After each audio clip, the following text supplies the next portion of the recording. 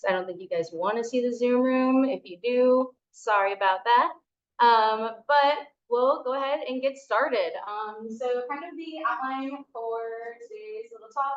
I'll do a little introduction about myself, kind of going further into the stuff that Allie so lovely put together for you guys. And then we'll talk about what you guys are here for, which is learning about horseshoe crabs. So we'll talk a little bit about what they are, what makes them horseshoe crabs, talk about some of their biology and behavior, and then we're going to transition into some of our effects on horseshoe crabs, so our use for them for the biomedical industry, and then also for bait, and then kind of looking at the overall status of horseshoe crab populations and what work is being done with them. So to get started, Allie's already said part of this, but I'll go in a little bit deeper so you know who's going to be talking to me for the next hour. I am Christina Norman, and I am from a farm in Ohio. So here are my humble beginnings. This is about as aquatic as Ohio gets for me. I show ducks as well as cattle and pigs, but I usually look a little more intense showing those. I'm a little more relaxed with ducks. So I picked that picture. But I grew up in Northwest Ohio, and for those of you who have not had the joy of going to Northwest Ohio before, there's no ocean. There is Lake Erie, which doesn't quite hit the same, but it's big and there's fish. So when I was growing up in Ohio, I was usually pretty fixated on Lake Erie. That was the closest big mass of water, but I always knew that I wanted to go into marine sciences. I don't really know what brought that on. I was always just obsessed with it. I was constantly watching it, which you would really expect from like an 8-year-old. But I adored anything to do with the ocean, and I was always convinced that I was going to grow up and be a marine biologist, which I think most kids do. And then for some of us, that urge just never goes away, and now here I am. So I did still go to college in Ohio, out of state tuition. They kept me close to home, but I majored in biology with specializations in marine and aquatic biology. So I did a lot of lab work with the marine sciences, and then I did a lot of field work on Lake Erie. I was supposed to do study abroad, and then COVID happened, so I also did a lot of online work. But I still got where I needed to go because after I graduated in 2022, I experienced the Marine Association to be an aquarium intern. And I always share it was kind of a stroke of luck that I was able to come here. I was waitlisted. I wasn't one of the top applicants, and then someone else dropped out, and the opportunity opened up for me, and it was the best thing to ever happen to me. My next 5 months here were the best 5 months of my life. I had never heard of Nantucket, let alone been here or to Massachusetts in general. So it was a really big jump for me, but I fell in love with it instantly. And after my internship, I worked in New Hampshire, through the AmeriCorps program. It's really cool stuff. I learned how to drive a boat. I did water quality sampling on a lake. I did scuba diving in the lake. And it was really, really fun, but New Hampshire wasn't really for me. And then this January, I returned to Nantucket with the Marine Mitchell Association. I worked at the Natural Science Museum as their interim manager during the spring while we were still open with the after-school education programs. And then now that summer has finally arrived, I am full-time working at the aquarium as a manager there. So I circled back around. I was an intern, and now I'm managing the aquarium interns. I have a lovely staff, and it's been pretty great. And everyone here at our Mitchell Association has learned, whether it's in the last several months or just in the last few weeks that I've known some of these folks, that I love horseshoe crabs. So it's a little tough to make out here. This is me as an intern talking to a crowd of people at our aquarium release day. We can't really see it, but in that bucket are our horseshoe crabs that we were about to release. So I went down to the beach and was shouting as loud as I could in front of this crowd of people over the wind and the waves, telling them about horseshoe crabs before we release them back out into the ocean. And I genuinely don't know why I decided that horseshoe crabs were kind of my thing. I just did. The first time I saw them out in the wild here, it just felt right. I fell in love with them. And I haven't looked back since. I really didn't know too much about them before coming here. And now I know enough to build a whole slideshow in a whole hour. So here we are. We can talk about the horseshoe crabs now. I didn't say this at the start, but for any of you guys, this is in school. So like if you have a question, you can raise your hand or you can just shout it out. It's fine. But if you have any questions or want me to elaborate on anything, please let me know. We'll get started looking at some of the background with horseshoe crabs. So they are in our fossil record for almost 450 million years. Yeah, so for reference, dinosaurs went extinct about 65 million years ago. So horseshoe crabs have been, a lot of people say that they've been unchanged. That's not entirely true. We have to give them a little bit of credit. They have evolved over the years. But what makes them special is that they're relatively unchanged. So looking at some of these fossils, these are from Jurassic era, so a little bit before 450 million years ago. But looking at these fossils, you know, if you've seen a horseshoe crab, there will be plenty of pictures of live ones later.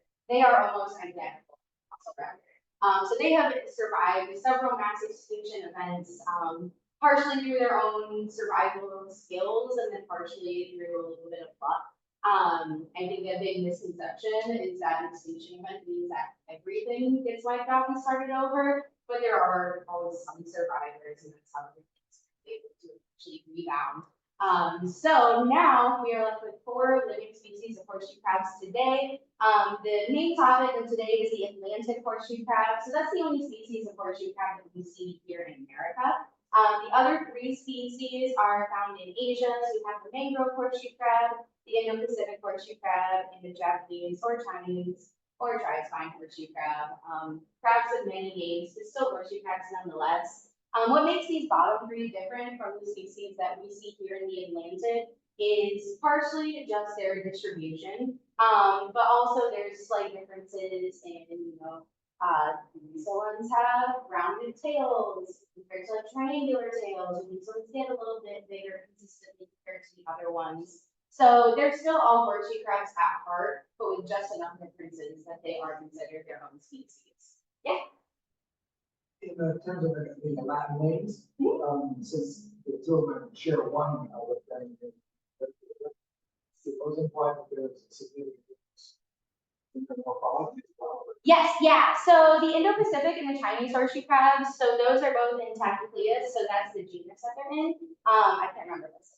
I'm pretty sure that but the mangrove horseshoe crab, yeah. So all 3 of these are the ones found in Asia. Both of these, so the difference between the Indo-Pacific and the Chinese one is really just size. Then we get to the mangrove horseshoe crab. Their species name is rotundicata. Rotund thinking round. So this species, the mangrove horseshoe crab, when you look at their tails, which I'll have pictures of in a little bit, the horseshoe crabs like we see here in the Atlantic and then the other Asian species, if you took a cross section of their tails, it would look like a triangle. With the mangrove horseshoe crab, it's actually rounded.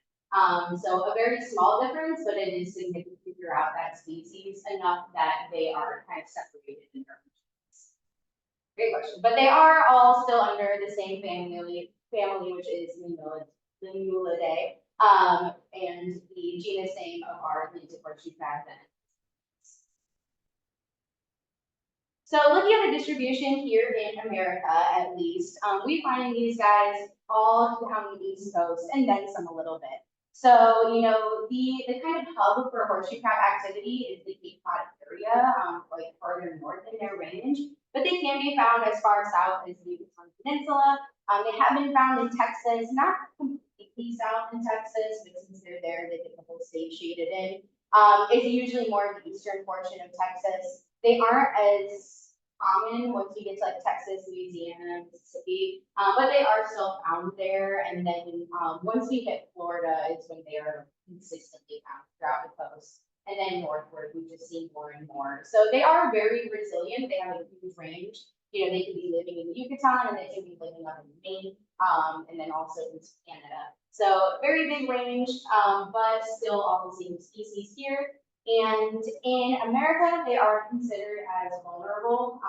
So there are reasons that we want to keep an eye on these populations, but they aren't necessarily at the point where they need to be like on the endangered species list. Once we get into Mexico, in Mexico, they are considered endangered. So when we talk a little bit more about like some of the human impacts on horseshoe crabs, like harvesting their blood and things like that, that's not really things that happen in Mexico. There's not enough of a strong population to necessarily take from it.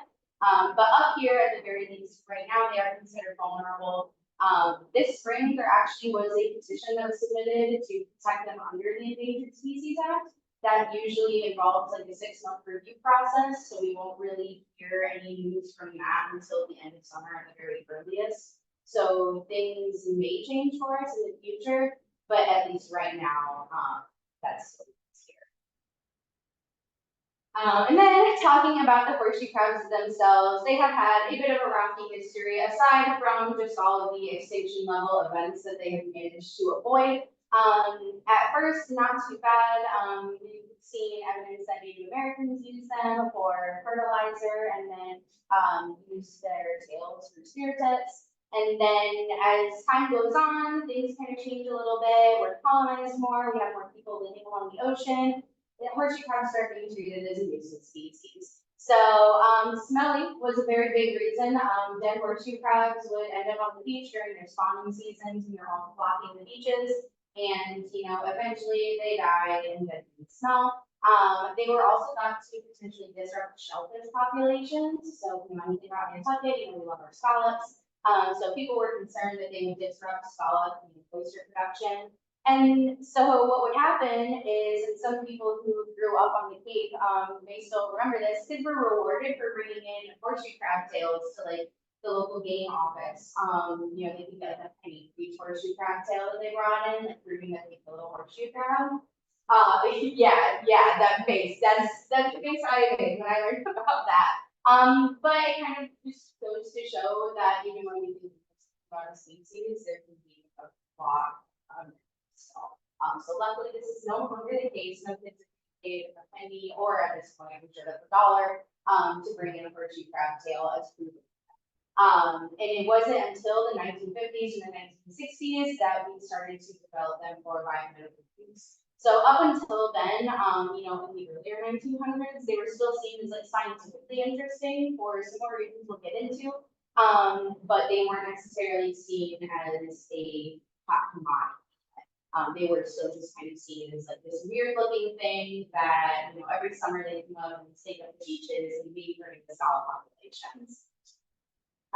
But they were still interesting for a few different reasons. So one thing that I always start with when I start talking about the biology of the horseshoe crabs is that they are not actually crabs. When the common name came about, it was just kind of like, well, this is something that we see in the ocean. It's got 10 legs and it has a hard shell. That's crab. They actually are not crustaceans. They are called chelicerates. So they are more related to spiders and scorpions than they are related to the spider crabs or the blue crabs that we would see out here. So they are chelicerates because on the bottom of their body, you can kind of see in here this guy moving around. But they have chelicerae, and what those are tiny little legs right above their mouth. If you've ever seen like a really close-up picture of a spider, I'm not a spider person, but if you've ever seen a close-up picture of a spider or a scorpion, you see that they almost kind of have a little like clicking fangs. That's the same body part. So what these do is just help push food into the mouth. There's not really any biting action that a horseshoe crab can take. But it is just for pushing food into the mouth. If you look at like typical true crabs, they aren't going to have those full appendages. They may have covers over their mouth that you can see flexing as they're eating, but they're not going to be these like independent little legs that are built for getting food into the mouth. But like crabs, they do have exoskeletons that molt. So horseshoe crabs are arthropods. So sometimes you may go on the beach and you see a horseshoe crab shell. It could be a dead horseshoe crab, or it could also be a horseshoe crab molt. So just like how snakes will shed their skin, horseshoe crabs will molt out of their shells if it's getting too tight for them, and they leave everything behind. So they're leaving the legs, they're leaving the gill flaps, they're leaving the tail, all of it. So yeah, it looks like a complete horseshoe crab. And sometimes the only way to tell between a molt and a dead horseshoe crab is to smell it. Remember, they're smelly, people don't like that. If it smells like a dead crab, it's probably a dead crab. It's hard to tell when it's a clean molt because it is that entire body. When they're smaller and they molt, because they aren't as old yet, their shells aren't as thick. Sometimes the molts are almost like translucent, they're a little bit see-through. So usually it's a little bit easier to tell when they're small, but once they get older and they're having more solid molts, then it can be pretty difficult. But rest assured, if you ever find a ton of shells on the beach, some of them may be molds and not necessarily a nice How difficult are they? How long does that process take? Yeah, oh yeah, like the multi process. So it kind of depends. So sometimes, particularly when they're small, it can be, a few minutes, less than a half hour that they're, starting that process, they're wiggling their way out and they're out of the shell. When they're older, it can take longer, especially if, if they've recently been mating or have been traveling a lot, they're tired and it takes a lot longer to molt. But no matter what, once they're actually out of that shell for the next couple of days, they're soft and squishy, and so their new shell softens up around them. So if you've ever had the experience of trying to pick up any kind of arthropod, expecting it to be hard, and when you pick it up and it's squishy, it's a really strange sensation. But aside from it just being strange, it's also particularly dangerous for them. The main thing with horseshoe crabs is that they're built like they're completely armored, almost completely armored from top to bottom. Now they're soft and squishy, they're fair game for any kind of predator. And so that soft squishy phase usually lasts about 2 days after the molt, before they start toughening back up again. But yeah, it is extremely vulnerable. The evolution to get to the scorpion. These guys were first. So one probably is a little hard to say like which came first. They are definitely like, we can say like obviously they're more closely related to scorpions than they are to like crustaceans. My guess. Right, but it's not parallel. They're in the same. Well, parallel between what? Like it's not like they evolved the same things separately. Oh no! Oh yeah, no. Yeah. So they work together and then branch. So I have trouble getting on ships. How do they get out? Yeah, it's a really interesting process. So what they do is, so they will break out of their shell from the front of the carapace right here where that curve is, and they essentially slip straight out of it. So once they kind of start wiggling, it's hard for us to imagine like your cells. I'm not gonna keep going with that analogy. Actually, I'm not gonna keep going with that. We'll leave that be. It's hard for us to imagine you're like stuck in a blanket fort and you're trying to push your way out of a blanket fort. So they are essentially constantly like flexing and wiggling until this seal right here on the end of their shell breaks. And then from there, it's essentially, I think I'm not the way to say it. Right, exactly. Because they're soft and squishy, they're very flexible. So they're able to just slide their legs out and they essentially. So they come out in front. Yes, yeah, they come out of the front. Yeah, so and that can be part of the reason why it can be tough to tell if it's a dead horseshoe crab or not. Sometimes, especially if it's molt, be fragile, it can break apart pretty easily. So sometimes the front is going to be damaged and you can't really tell, okay, was this an opening from something that killed the crab or did it like move forward out? But yeah, they essentially dive head first. It's really a little bit gross. And again, when they do that, they're taking everything with them. So like crustaceans, these guys do have 10 walking legs that we see flexing right there, and that we're kind of regretting because it looks a little weird staring at it for 5 minutes. But they do have 10 walking legs. That's coming out with them in the molt. They do also have something called book gills. So that's what's flapping along the bottom of the crab right here. And then here it is stationary. Are a little bit tired looking at that guy. But we call them book gills because they are flat, like names of the book. Biology names are correct, and then sometimes we're calling these crabs. But with those book gills, so even when they molt, the outer covering of those gills is still on the molt too. So that's another reason it can be hard to tell, the gills are there, but that doesn't necessarily mean it's a molt or it's a crab. And horseshoe crabs can be up out of the water as long as those gills are clean. So, if you see one on the beach, it can still be moving around. It's not like an immediate death for them if they come up out of the water. But on hot days, especially if they get flipped over and those gills are exposed to the sun, that's when the timer starts ticking. And then they have their tail. Their tail is called their telson. And so the telson is what I was talking about when we were talking about the mangrove horseshoe crab, kind of having that like rounded cross section of the tail. The Atlantic species and the other two Asian species, their cross section is like a triangle. The tail has been a cause of panic for a lot of people, even some of the people that I chat with at the aquarium who grew up on the Cape. They see the tail and just looking at like the outline, this thing looks like a snake. Especially with the long skinny tail, sometimes it's got little spikes on it. People immediately assume that's going to hurt them. Their tail is not used for any kind of attack or defense.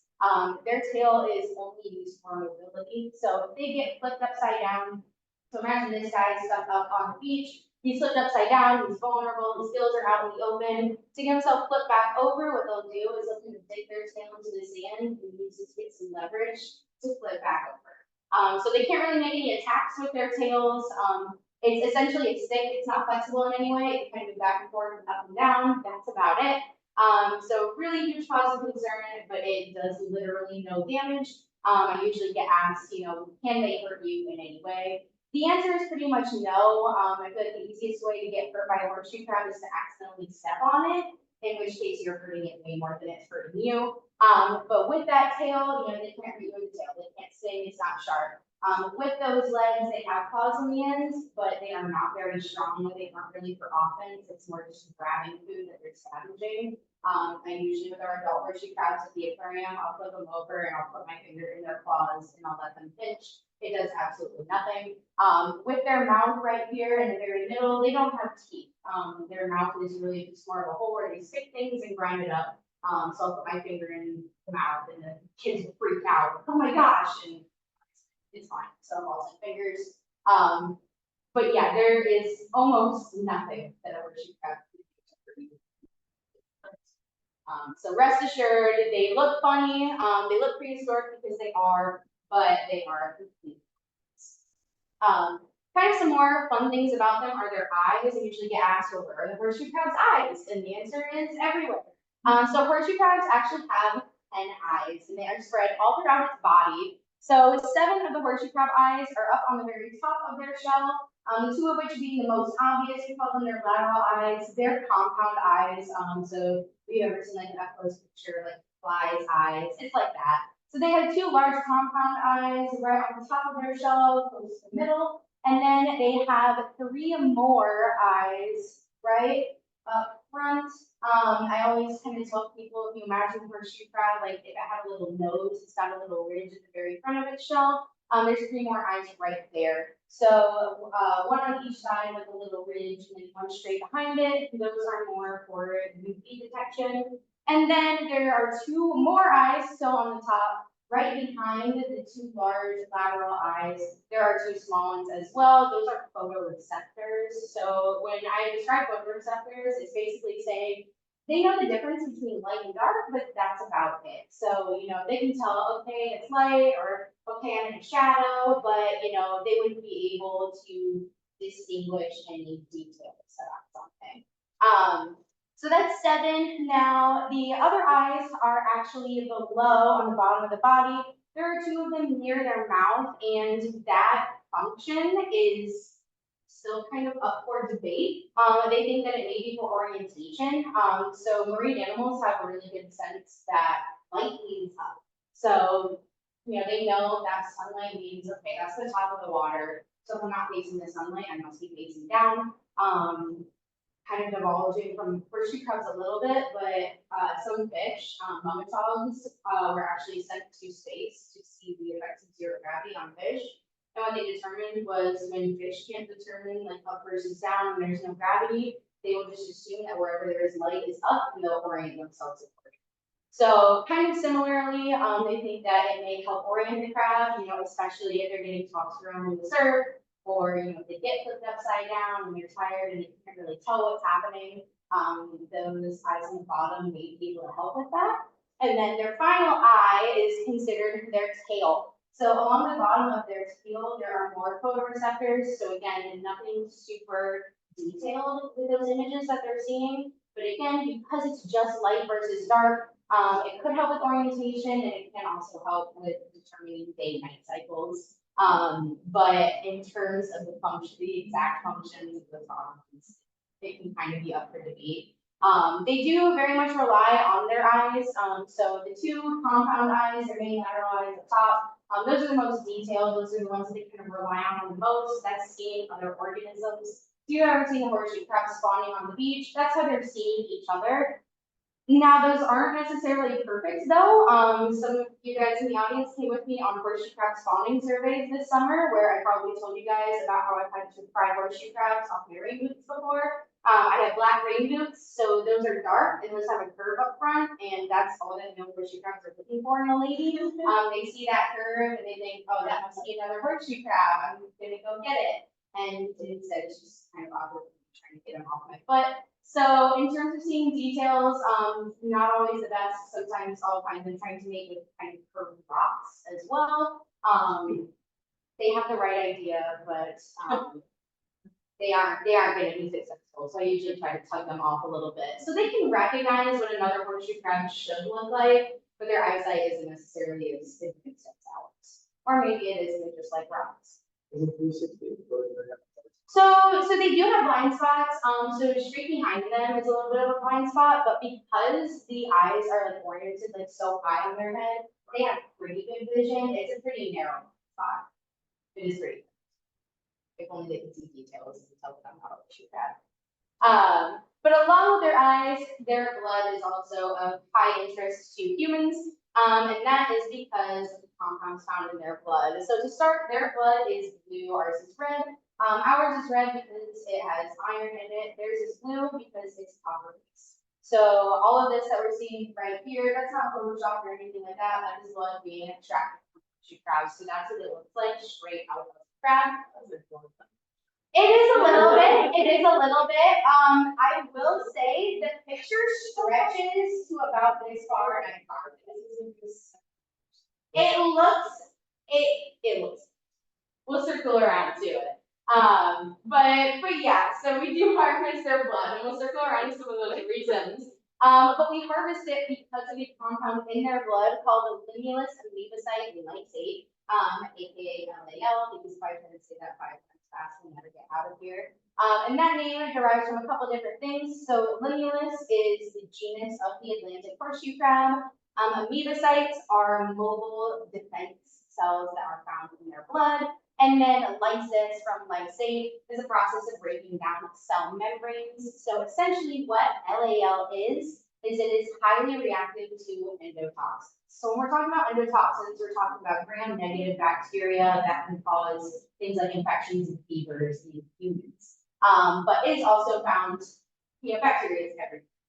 So in the ocean, what will happen with these guys is, let's say we get into a fight with a big fish who's trying to go at us right after we molted, and the fish takes off one of the arms of the horseshoe crab. If we lose an arm, we aren't necessarily going to stab up very fast. If we get a paper cut and they stab quickly, if we lose a limb, we're going to a hospital. Horseshoe crabs don't have hospitals, but what they do have is very reactive blood. So as soon as that blood from that wound is coming into contact with harmful bacteria in the water, there's an immediate chemical reaction. So it is like bubbling up and coagulating, and it's essentially a very advanced version of our scabbing. So what it will do is it will coagulate and seal up that wound immediately to prevent infection. They can do that internally too, if there's an internal wound, or it doesn't have to be an arm, it can be anywhere on their body. As soon as it's exposed to that harmful bacteria that could hurt the crab, it's immediately going to seal it off. A, to prevent blood loss, and then B, to kind of surround that bacteria with that coagulated blood to prevent infection. And we knew about this when like the 1920s and things like that. It had been observed, but it wasn't until the 50s and 60s that scientists kind of started to take a look at that through humans.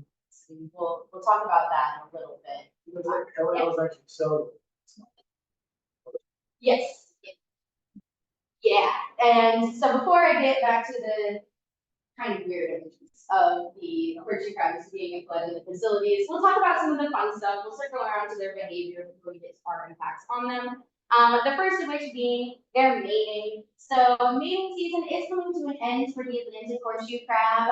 They start in May, at the very end of April, if they feel like the early birds, but typically May and then throughout June is their spawning season. So they will come up to beaches to spawn during the high tides. And the reason for that is 450 million years ago, when these guys first show up in our fossil record, there were no land predators to worry about. Everything scary was in the oceans. So to come up and mate during the high tides, you're getting as far away from the rest of the ocean as possible, and kind of not guaranteeing success for the young by any means, but increasing the chances of survival. Obviously now it's not the case, we have plenty of land predators, but it became so ingrained in their minds evolutionarily that it's kept up over millions of years. So they will come up during the high tides, and females can lay up to 90,000 eggs per season.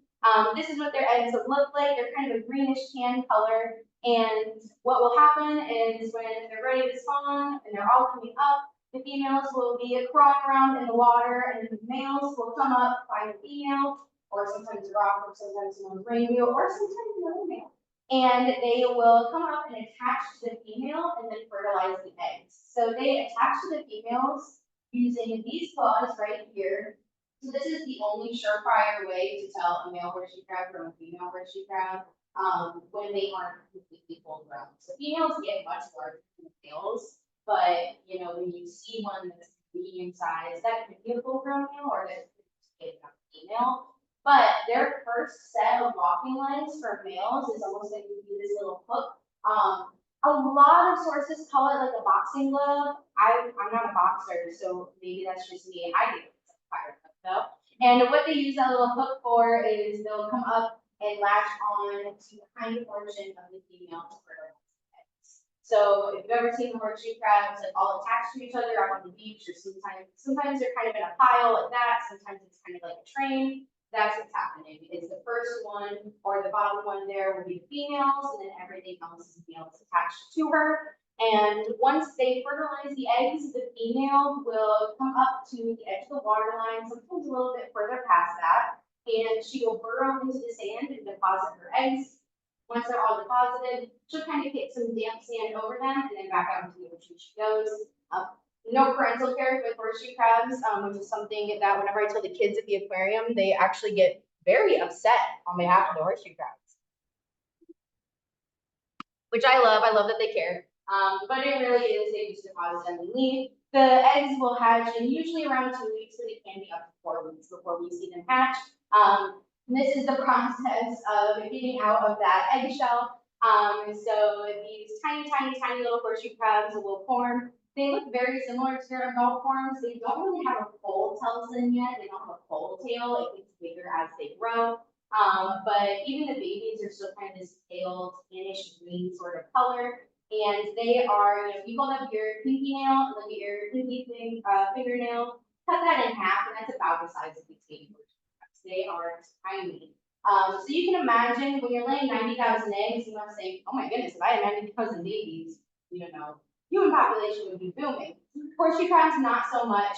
When they are so small, there's a high mortality rate. Anything that lays tens of thousands of eggs lays for a reason. So even though horseshoe crabs, when they're adults, are kind of like these little armored tanks, when they're little, it doesn't really matter. That's just a small crunchy snack to anything. It doesn't really matter how tough they are. When you're super small, it doesn't take much force at all to break into that shell. They aren't, especially when they're babies, they aren't necessarily super nutritious. There's not a whole lot of meat in there to be eaten, but a meal is out in the wild. So we don't typically see a whole lot of baby horseshoe crabs like out and about on the beach, because as soon as they hatch, they're in the water and they're gone. They're going to be burrowing in the sand to keep themselves safe. They're going to be trying to find more isolated areas with predators, but with enough, you know, detritus and dead things on the bottom of the water to keep sustaining themselves. But they are very reclusive, small, because they know they're kind of easy pickings until they get a little bit bigger and until the shells get thicker and tougher. Super version of fertilization, 90,000 eggs, you can't get over one. No, yeah, so it is a multiple mate process. And in terms of mating, it's not the same pair, it's just whoever should part. So the second question is it experimental or is it just laid on? No. It is not injected within, and I don't It is not injected within, so it is, there we go. I don't know what happened there. So it is, The eggs are there and just lines up like fish. so sort of, yeah. So the eggs themselves, I'll kind of go back a little bit. So the eggs themselves are located closer to where the gills of the female are, and then when the male is attached, it's really just broadcast sperming. So if you've ever seen them mating before on the beach, again, some of you poor horseshoe crab surveyors can attest to this. If you see like a bunch of like foamy white bubbles coming up, that's the miracle of life. So it's really more of a broadcast sperm.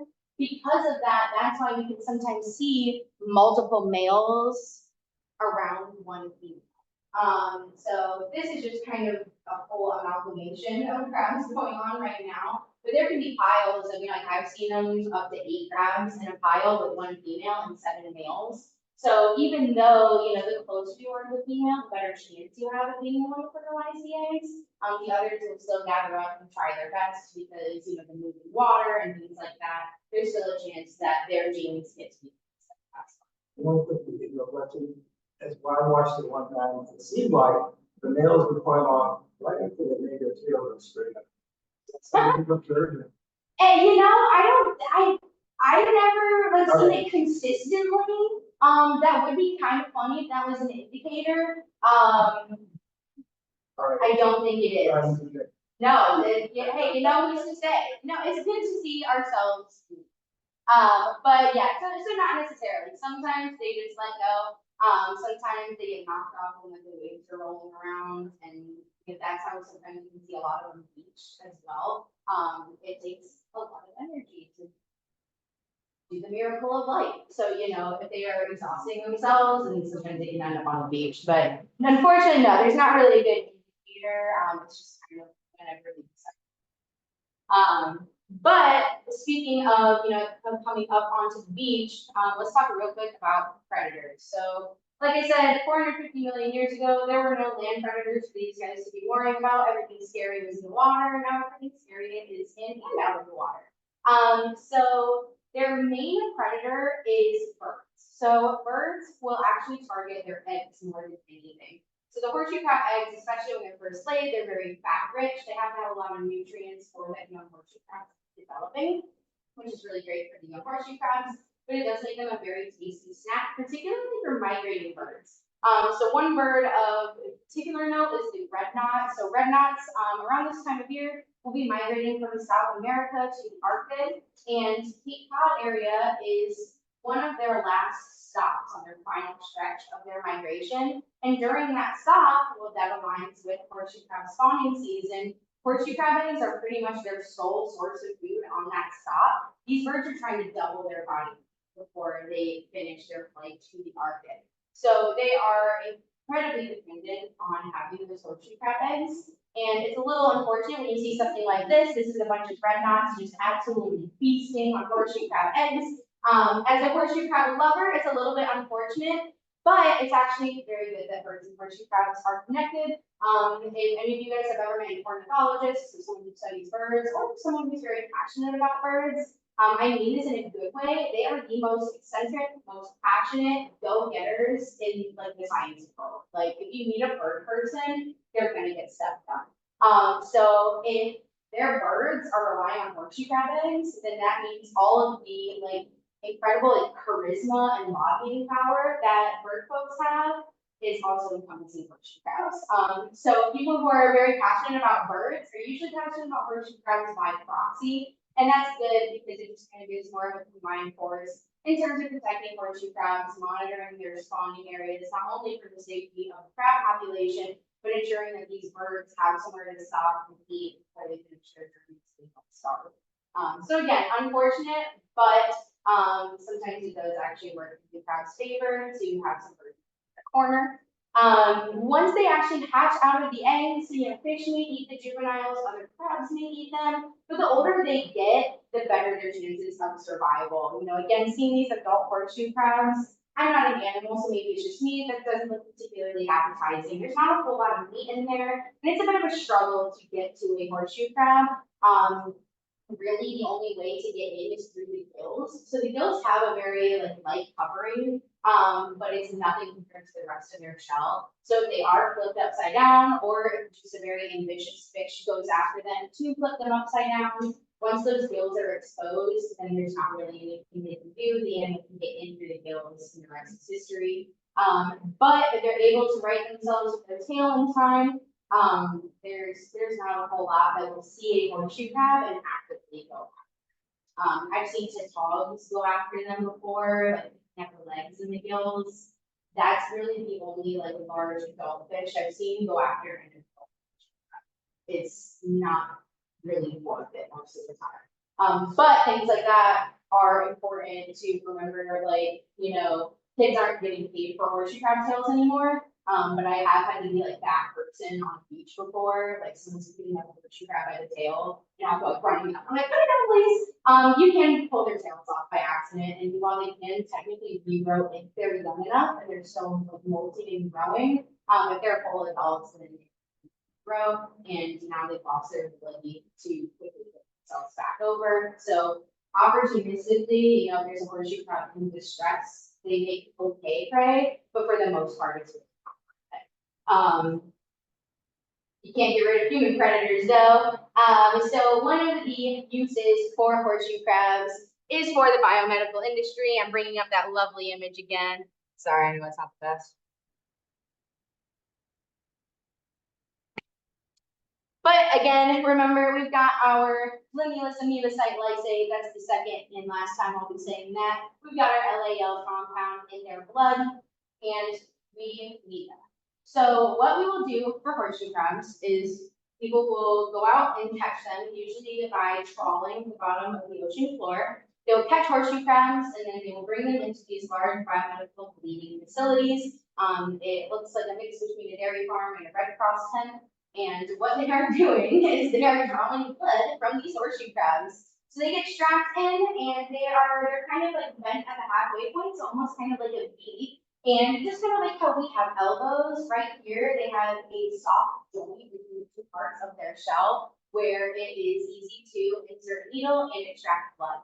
So when they are extracting the blood, they'll take about 25 to 30% of their blood volume. If we suddenly lost 25 to 30% of our blood volume, we'd be in pretty bad shape. Luckily for horseshoe crabs, that's actually not too bad. They're very quickly able to regenerate that. So they will extract that blood volume, and from there, they will keep the horseshoe crabs overnight. They'll monitor their behavior. The next day, if they're looking like they're ready to go, they're released back out into the ocean. If they're acting lethargic, then, you know, sometimes they'll keep them longer. They'll keep, you know, like, and feeding them, get their energy back up, and then release them. So they are not being killed for their blood. We aren't taking 100% of their blood. We're taking part of the blood and then releasing them. It is by no means a perfect process. There's still an estimated 10 to 15% mortality rate. With the whole process, you start to finish, catching the crabs, leaving them, overnight keeping, and then release. So by no means is it perfect, but there are a lot of processes involved to try to make it the best as possible. In the interest of both the crabs, just respecting them is another thing that is alive, and then also for the fact that, you know, as long as we are taking care of these species, we are also in shape. Sorry, what? Yes, yeah. So while they're being held in these facilities, they are in large tanks. It's kind of hard to see at this angle. But so there is a tank like running along in the middle. So they are removed from the tank and immediately strapped in, bloodlet, and immediately put back on the waters. Because if they are out too long, then you run into the problem of their gills drying out. And that's not no, this is multiple. Yeah, so 25-30% of their blood volume is usually only about 100 milliliters. And for reference, a quart of their horseshoe crab blood is about 15,000. To be fair, this is a statistic from 2020, and everything has gone up since 2020, but there's no new updated numbers. So we're still settling for 15,000. But yeah, and it takes a lot of crabs to get a quart of blood. That's 1,000. That's 1,000. Oh yeah. So yeah, very lucrative, plenty of money to be made in this. But why? So when we were talking about the blood earlier, you know, we were talking about that rapid clotting mechanism that they have. Well, if you've ever gotten a shot, which is probably all of us, I don't remember mine. I pass out these seeing needles, so I don't have to worry about this. But for those who do remember getting a shot, you probably remember, all right, it's a syringe, there's liquid in it, they poke you, they put liquid in. It's not that bad of a process, I don't know why I'm passing out every time. But we have to test anything that's going into your body before it goes into your body. So, if I have a vat of vaccine, for COVID, let's say, we're all pretty familiar with that. If I have a COVID vaccine, I need to make sure that it's safe to be injected into people. So what they will do is they will take a sample from that batch of the vaccine. The idea is if part of it is contaminated, it's all contaminated. So they'll take that sample and they will add in some LAL. If nothing happens, then it's not reacting with any gram-negative bacteria. It's good to go and ship it off for people.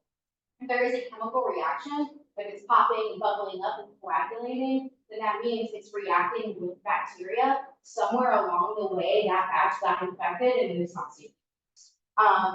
So very important, and it saved, I can't even tell you how many lives since this discovery started to be made in like the late 50s, early 60s. And it's also been beneficial for some other animals. So if you replace the rabbit test, so before we had this test, if they wanted to test to see, okay, if I inject someone with this, are they going to get infected and get a fever? They would inject it into a rabbit. And you give the rabbit a few days, if the rabbit gets sick, gets a fever, or if it dies, then okay, I probably shouldn't. And I didn't put a picture of the rabbit test because it takes me out a little bit, but imagine this with rabbits. They are all strapped in and being injected. So again, obviously not great. Now our focus is switched to horseshoe crabs, but at the very least, there is lower mortality with the horseshoe crab tests. And it is used constantly throughout today, especially COVID and things like that. It was a hot topic discussed during COVID. There are some synthetic alternatives being developed. They haven't really been adopted, at least in the US yet. Some places in Europe are starting to start that process. But as of now, there's a lot of debate on whether or not the synthetic material is as extensive and as reactive as the horseshoe crab blood. And as someone who loves horseshoe crabs, obviously, because I'm up here talking about them, I can also say that it's also important to know that our synthetic alternative is going to save lives, or we do a full sentence switch off of it. So by no means a perfect process, but there's a lot of work going into this to make it better. There's a lot of best management practices. There's a horseshoe crab science meeting every March in Massachusetts, which is a super fun meeting to go to. I love it. And this year they were talking, it's hosted by the Department of Marine Fisheries. DMF sent some of their folks to some of the different biomedical firms in Massachusetts and found zero infractions of best management protocols in terms of, when they're trawling, if crabs have already been marked as having been bloodlet that year, there's different marks, like a green X or a blue circle, for each individual year. If they're marked, we toss them back. If there's any kind of injury or if they're missing any limbs, we put them back. If they're just acting lethargic, we put them back. So they have to be 100% healthy. And that carries on into, they've been in holding and at locations, bloodlet. If they're acting off, we're not going to bloodlet them because it's not good for the crab, and it's also probably not good for us. We don't want the blood of something that may be sick and not healthy, and then releasing all of them back out into the water. So again, by no means perfect at all, but there are a lot of pretty passionate people who are trying to make it better. On the other side of things, with a much higher mortality rate, actually sitting at a 100% mortality rate, horseshoe crabs are also used as baits for the whelk fishery. So whelks are these really big sea snails. We get plenty of them here on Nantucket. I have plenty of people go, oh my goodness, look, I found a conch. No, you didn't. It's up here. Conchs are more tropical. Conchs are also typically herbivores. Conchs are herbivores. Conchs are herbivores. Whelks. Is that what I said? Whelks eat meat. And for some reason, when trapping whelks, horseshoe crabs are the most effective bait. So to the point where they have tried using other animals as bait, and it is so ineffective that the fishery would collapse otherwise. So these are whelk traps right here. So basically what these would be is you would have a dead horseshoe crab, usually a little crushed up to get those smells traveling further out into the water. We would have them in these bins and it would attract whelks. Eating whelks, it's not super popular in the US, but overseas people love them. But Cape Cod whelk is a thing. So it is a $5 million industry, and genuinely it's been assessed that if they tried any other bait, it would collapse. And you don't really know why horseshoe crabs happen to be the most popular bait for them. Whelks are kind of opportunistic, you know, they love clams, they love mussels, they love scallops. They love just kind of anything they can get a hold of. But when it comes to actually trapping them, horseshoe crabs are just the way to go. So luckily, to try to curb some of the effect of that, we have what is called the rent-a-crab program. So basically what that entails is if a horseshoe crab is caught and it is going to be used as bait, it's going to die. So before it dies, let's completely bloodlet it and then use it as bait. So we're trying to kind of kill two birds with one stone here. If we're going to be killing the horseshoe crab anyway, let's go ahead and harvest the blood, essentially use that crab for as much work as we can if we're going to be using it anyway. So that process is, you know, not as common as I'd like for it to see. I'd like for every single bait crab to be bloodlet first, but only so many crabs can be bloodlet. It all depends on the capacity of the facilities. So things like that, they're doing their best, but obviously they're being bait 100%. Which leads into just kind of the status of the Atlantic horseshoe crab population in general. I get asked about this a lot, and it's kind of tough to say. There are ups and downs. Overall, there are positive trends in their spawning numbers in the last 10 years. This year, just at the beach, Monomoy Beach, where Marine Fish Association does spawning surveys, we had a record high year. I think in the last 2 years, the night where we saw the most crab was a night where we saw 63. This year we had a night where we saw 175. So it was a really, really good year for the horseshoe crabs, at least in Monomoy Beach. I know Matticat over by Yule Point is also surveyed by an Conservation Foundation. I haven't heard anything from them as far as what their data looks like. But at least for us at Monomoy Beach, which is just down the water right here, it was a really good year. So we are seeing some positive trends.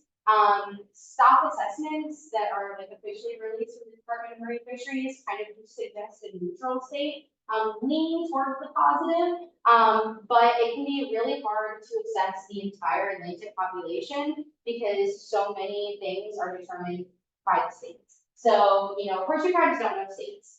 It's a completely human thing. There's no borders in the ocean or anything like that. So it usually takes a lot of work to get the bigger picture of it and everything, especially when horseshoe crabs are being used for things like the biomedical industry. It's kind of a small world. There's only a few firms in Massachusetts that do that. They only get data from 3 of the firms, sometimes it's only 2. And when you get data from only 2 firms, you can't release any of that data publicly, because if I know my data and I don't know your data, but they've released total, then I can figure out what you're doing business-wise. There's privacy concerns with their methods. So it's a bit of a small world in terms of getting the full picture sometimes. But overall, folks do seem to be in agreement that overall we're seeing at least a neutral, if not starting to trend towards positive in terms of the reproducing population of horseshoe crabs, which is really great. What's being done to actually make that happen? The first of which being best management practice, like we talked about with some of these biomedical industries. There is a lot that they have committed to doing in terms of even just like the temperature of the water that the horseshoe crabs are in while they're being transported from the boat where they were caught to the biomed industry. And whether or not that's because we care about getting the best blood for the highest profit, or whether or not we care about the horseshoe crab as just as living things, we're getting the same result, which is better conditions for those crabs. Hopefully try to get that mortality rate down to less than 5%. Again, we're looking for alternative sources for bait blood. The bait search is kind of not looking great.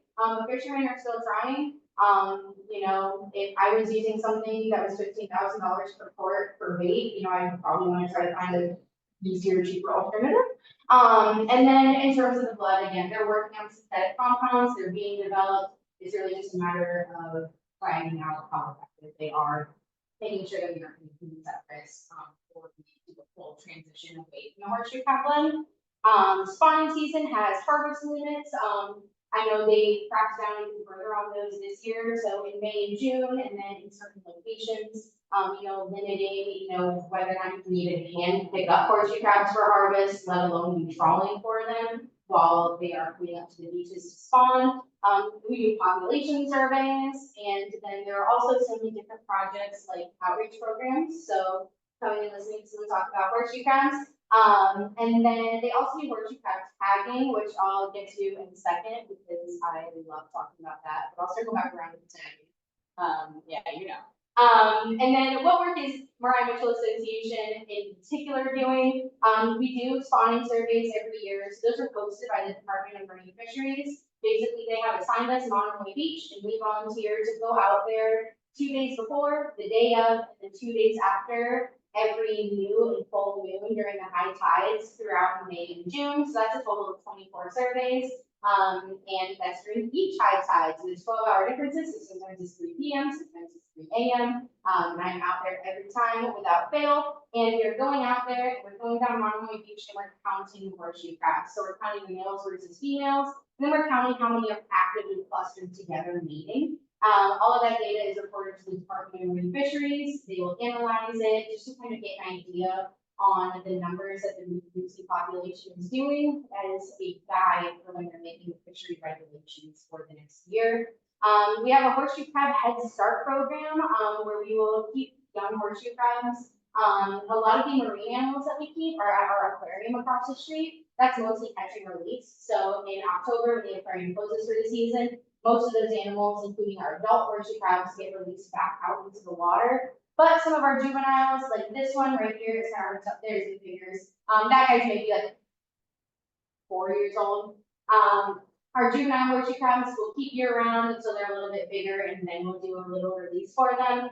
Because remember, the older they get, the higher their chances of survival, just because of that topper shell. And then also we do plenty of outreach education programs. I'm doing this. We had a horseshoe crab celebration day last week, super neat. I got to sit outside for 2 hours and just like talk to like 200 people constantly about horseshoe crabs. It was amazing. But just trying to make some more of this information mainstream because there's a lot to these guys that a lot of people don't know. And then just some quick things to remember. This is kind of my parting notes. If you don't remember anything, try to remember these things. Never pick a horseshoe crab up by the tail. They aren't like lizards where they will panic and purposely drop their tail. But just kind of like if I get picked up by the arm, I might like dislocate my arm. Maybe we can accidentally pull off their tails, which leaves them at a heavy disadvantage for flipping themselves back over should they end up upside down. If you ever see one up on the beach during like high tide, or even if it's not high tide, it's just really far away from the water, just put it back in the water. 9 times out of 10, it's not going to interrupt anything the crab is doing. They usually just kind of lose track of themselves. If the tide goes out, it takes a lot of energy to go through dry air versus swimming through water. It can be hard for them to get back. You ever see one upside down like this? You can always flip it back over. You're never gonna hurt anything like that. When we have young horseshoe crabs in the aquarium, I sometimes get children extremely upset with me. When they're in the aquarium, if they get themselves back over, or if they get themselves flipped upside down, I'm not touching. I want them to learn how to do it themselves. But because whenever people come to the aquarium, I always drive. Hey, you see one on the beach, flip it back over. They see a baby one flipped over, and I'm not helping it, and I get yelled at. At that point, they're not in danger at our aquarium. There's no predators coming them over and how to do it themselves. But if you see one out on the beach flip back over, there is no harm in giving it a helping hand. And then finally, if you find a tagged horseshoe crab, which will look like this, there's a bright white tag on their sides, please report it. On every single tag, there is a website link and then also a tag number. So these are not radio tags that you can like track mobilely, like some of those like cool like shark trackers. Just because there's a high rate of loss with these tags, so radio tags are expensive. These are more like a But if you ever find a tagged horseshoe crab and report it, you go to the website and you just say like where you found the crab, what the tag number was, whether or not it was alive, or whether or not you just like found the tag like floating. They will send you a little certificate and a little horseshoe crab pin. As like congratulations for participating in the survey. And Emmy and August can attest to probably the best day of my life. A few weeks ago, there was a tagged horseshoe crab right out here on the beach right behind us at the aquarium, and I have never been so excited. And now I literally raise it. That's no joke. I've never taken this off. I've been looking for one for years, so that was really exciting. But that is a way for them to track specific crabs. So the one that we found here was originally tagged in 2014 in the Monomoy Refuge in mainland Massachusetts. So based on its size, so usually when they tag them, they're going to be adults. Based on its size, that guy was at least 20 years old, and they didn't live up to 40. So that was, that was a Crawled across the ocean. crawl across the ocean to Nantucket. They don't swim at all. It's all fun. So it's mostly crawling. If they really flex those gills, they can kind of have swimming movements, but that takes a lot out of them. Most of the time, it's just crawling. So yeah, he came all the way out here to somewhere on Nantucket, and he was here for at least 2 weeks because I had heard about him a few days before. Someone had told me, "Oh hey, we found a tag one right behind your aquarium." I was devastated. I thought he would have moved on. But he lingered for about 10 days, and I haven't seen him since, so I don't know if he's moved on or not. But yeah, he came all the way out here to Nantucket, which is pretty neat. So if you ever find a tag one, you get like a little certificate that I'm gonna put up on my fridge, and then you get it. It makes you feel pretty cool. But that is all I have.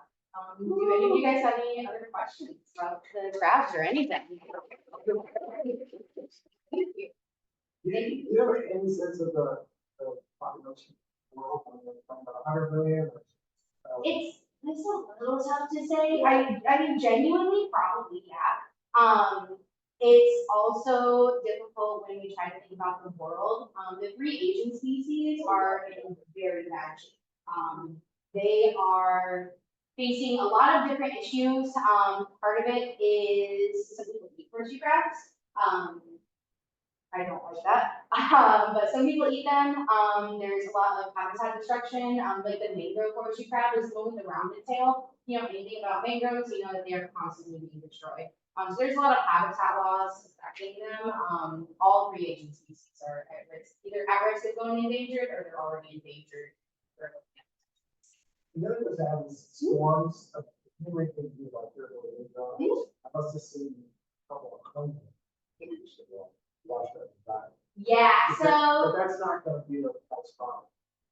Yeah, not necessarily. So if you ever do see like large casualty events, you can always call up like Fish and Wildlife or Department of Marine Fisheries and say, hey, I'm at this beach and there's like hundreds of dead crabs here. They'll usually send someone out to take a look, which is really, they just want to track what causes that. But yeah, so events like that, that's natural. That's going to happen. You could wipe out humans and you're still going to have losses like that. Particularly with the storms too, imagine, like they're getting like all like tumbled around, and like they're trying to right themselves. By the time they wash up on the beach, they may not be able to, they may be exhausted. But yeah, if you ever see anything like that, even if it feels like something like, oh, there's a big storm, obviously there's going to be this, or hey, there's this, and I have no idea what happened. You can always call them in and report it because they do try to keep track of those, just to see if there's any hot spots or see if there's anything on. How many of the 90,000 survived? Oh, of the eggs? Very few. If you're looking at like surviving into adulthood, I mean, you're only looking at, if I'm being like super optimistic, maybe a couple hundred. If you're surviving like all the way to again, most of the mortality happens right after they hatch. We're losing thousands and thousands at a time to get eaten by, crabs or fish or other predators. But yeah, it is unfortunately very common. When there's a question, which we have given so people to. Oh yeah, yes. Types off in the chat. Okay, awesome. Yes. Did we have any questions in the chat? I have No, I guess that's. Oh, yes. What was the peak population compared to today? Well, so like, when was it at its finest? When was it at, when was it at its highest? I actually don't know the answer to that. That's a really good question that I don't know. I don't know. I don't even want to take a guess at that and be wildly wrong. My instinct would be to say like before humans even. But I actually don't know. It's a really good question that I've never really thought of. 450. Yeah, I would say, when they started out, no land predators, that takes out a big chunk of things right there.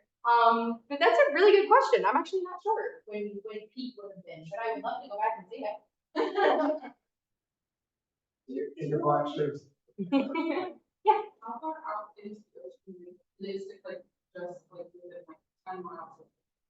Yeah, so the question was how far out into the ocean do they go, or do they just kind of hug the shoreline? So they go pretty far out. So they don't have like an insane yearly migration, but they're coming up to the shore during their spawning season, and then they go further out into open water when that's done. Now they aren't like crossing the Atlantic into Europe or anything like that.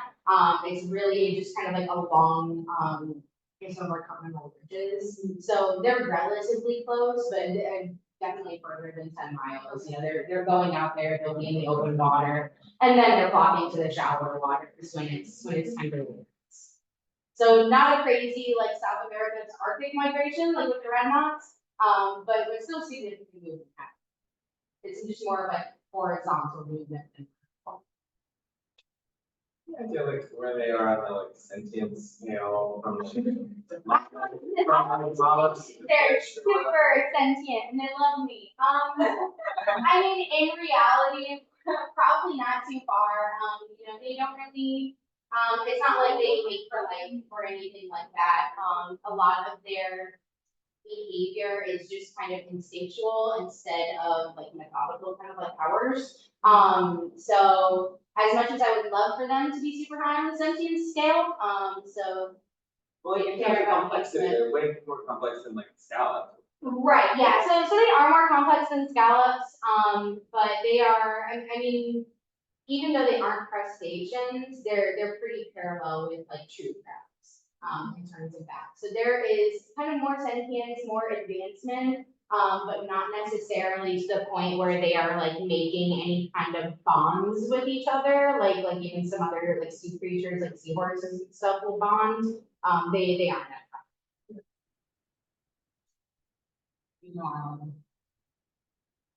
Any other questions? Part of that would be, do they learn? Do they learn where food sources are, or what works for them and what doesn't? To an extent. Like a little crap on sure.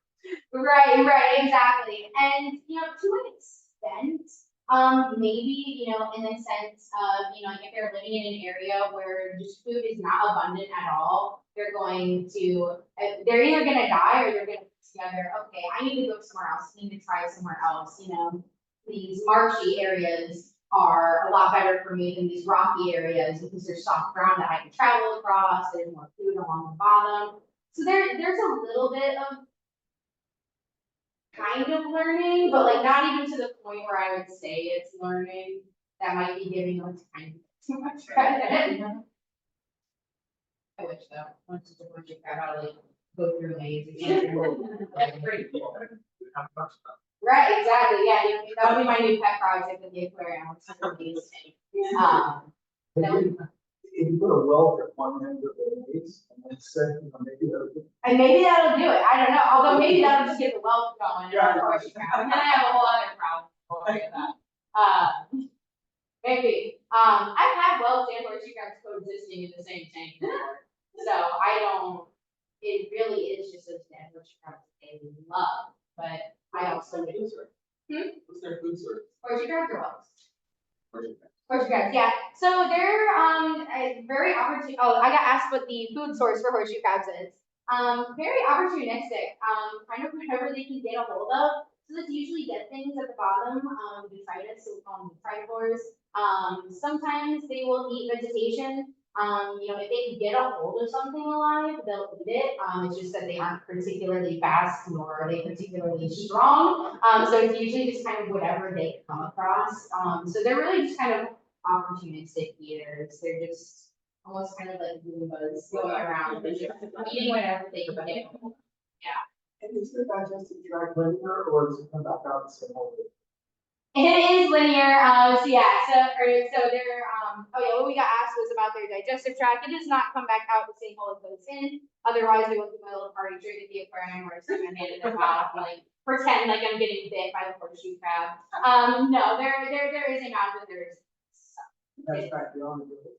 Yes, yeah. Yeah. Not the same hole, that would be a little gross for me. But it didn't still freak out, so I still get the same reaction. Good question. Any other questions? It's pretty amazing that so many, animals and mammals have a very similar morphology. Oh, yeah. Mouth at the top, the innocent back, Mhm. you know, the reproductive organs towards the bottom, so on. This one is interesting because it's, one of them is actually posterior. Right, exactly, yeah, exactly. It's not like up towards the mouth, I You mean, know, even goes like fish. exactly, yeah, like even the goes with the fish are a lot closer, but yeah, I mean, it really is interesting, I mean, and then just looking at, you know, the similarities between, you know, like looking at chelicerates, you know, if I looked at a horseshoe crab before I knew, I would say, that's not related to a spider, and now I unfortunately know better. But yeah, it really is neat, some of the design examples out.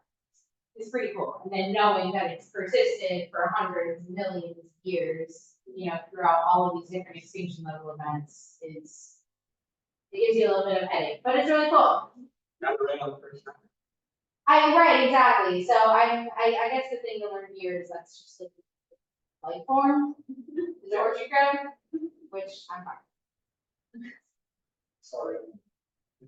You tried. Sorry. We came really close to second place, but apparently just can't do horseshoe crab. They learn this. It's gonna make it so much more fun when I see that. I'm glad. Now you know so much about them. You're gonna know all about their business. I'm glad. But they are search for a multiple. Yes, yeah, find a bolt, find a tag, just like check off all those boxes. You're a horseshoe crab biologist now, so. But yeah, I hope everyone learned at least something today, you know, even if you guys have lived with me and have heard my ramblings on the crabs before, I appreciate you